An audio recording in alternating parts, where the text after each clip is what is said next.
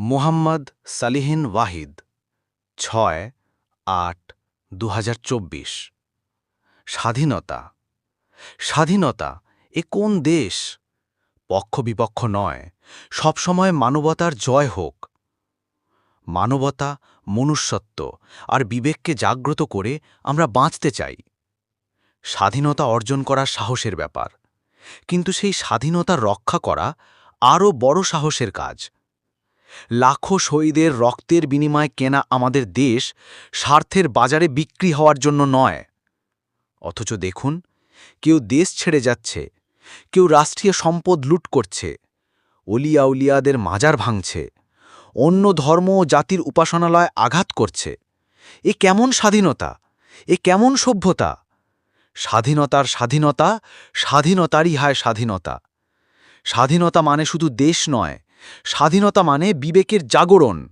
স্বাধীনতা মানে ভ্রাতৃত্ব ও ভালোবাসা। স্বাধীনতা মানে মানবতার উজ্জ্বল স্বপ্ন। যে ভাস্কর্যকে জন্মলগ্ন থেকেই ভাঙা যায়নি, আজ তাকে ভেঙে বাহাদুরি দেখাচ্ছে একদল মানুষ। জন্মের সময় যাকে হত্যা করতে পারেনি, বৃদ্ধ বয়সে তাকে আঘাত করা কাপুরুষতা নয় তো কি? আমি ভাস্কর্যের পক্ষে নই, শুধু বলতে চাই, যা আছে তা থাকুক, কিন্তু নতুন করে যেন আর কোনো ভাঙার নৃশংসতা জন্ম না নেয়। আমাদের দেশ তো অলিয়া উলিয়া, মুজাহিদ ও মেহনতি জনতার ত্যাগে সমৃদ্ধ। তবুও কেন আমাদের রক্তে এত ঘৃণা আর প্রতিহিংসা? ঝড়ে বক মরলে ফকিরের কেরামতি বাড়ে। দেশ যেন এমন না হয়, যার যার প্রাপ্য আমরা যেন তাকে তা জন্য স্বীকার করতে পারি। কিন্তু চলছে শুধু হানাহানি, অশান্তি। সন্তানের জন্য মায়ের মুখে আর কত হাহাকার শুনতে হবে আমাদের? এ কেমন শাসন ব্যবস্থা?